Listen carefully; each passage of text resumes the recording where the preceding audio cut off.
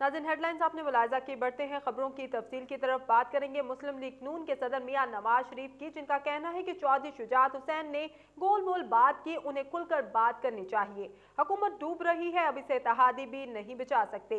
एक TV interview में मियां नवाज शरीफ ने कहा कि चौधरी शुजात हुसैन हुकूमत के साथ पूरी तरह से शामिल हैं। हुकूमत को खुद ही इंतखाबात का ऐलान कर देना चाहिए। नवाज शरीफ ने कहा कि नून लीग इदारों का तसादुम नहीं चाहती। वो समझते हैं कि मुल्क की बर्बादी में हुकूमत के साथ साथ इत्तेहादी भी बराबर के शरीक हैं। उन्होंने कहा कि हुकूमत डूब रही है, अब तो इसके इत्तेहादी भी इसे नहीं बचा सकते।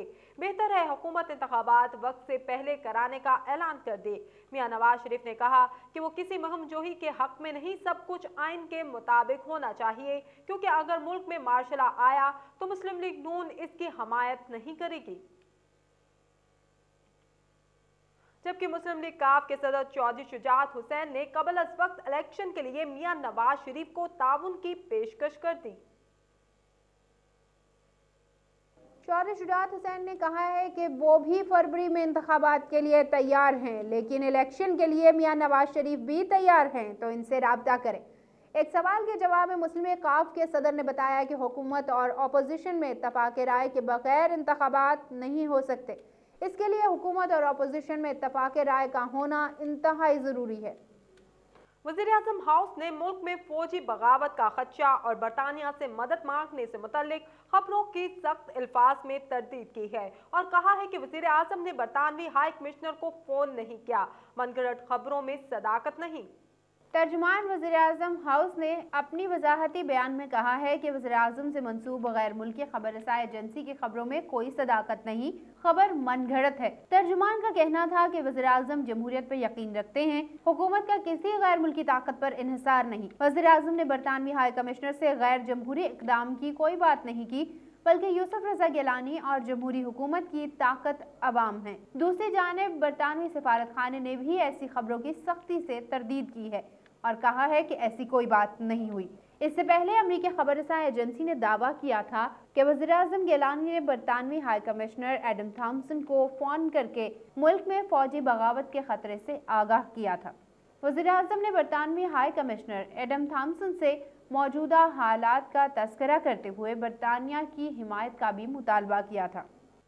वज़ीर-ए-आज़म गिलानी कहते हैं किसी की भीख नहीं चाहते। सदर और वज़ीर-ए-आज़म की मुद्दत कम करनी चाहते हैं तो आइन में तरामीम करें। कौमी असम्बली में हुकूमत के हक में करारदाद पेश कर दी। कौमी असम्बली में खिताब करते हुए वज़ीर आज़म यूसुफ रज़ा गिलानी का कहना था कि मुझे एतमाद के किसी वोट की ज़रूरत नहीं। किसी को एतमाद के वोट की ज़रूरत है तो अलग बात है। अगर पार्लियामेंट या वज़ीर आज़म की मुद्दत कम चाहते हैं तो आईनी तरमीम कर लें। अगर मुद्दत कम ही करनी है तो फिर दूसरा इदारा क्यों कहे। लोग आते और जाते हैं लेकिन इदारे बाकी रहते हैं। हमारी कौम बहुत जज्बाती है। मुक़द्दस आइन का सबको एहतराम करना चाहिए। हमें NRO पे अपोजिशन की सपोर्ट नहीं चाहिए। हमें NRO पर अपोजिशन की सपोर्ट नहीं चाहिए। हम इदारों से टकराव नहीं चाहते। हम यहाँ शहीद होने नहीं आए। वज़ीर आज़म ने कहा कि अगर अपोजिशन ने जिला वतनियाँ काटी हैं तो हमने भी काटी हैं, हमने भी कोड़े खाए हैं और अपोजिशन ने भी। अपोजिशन और आवाम से मैं पूछता हूँ कि NRO हमने बनाया था? वज़ीर आज़म ने कहा कि जिसने NRO बनाया वो कह रहा है कौम इस्तकबाल करे, मैं आ रहा हूं।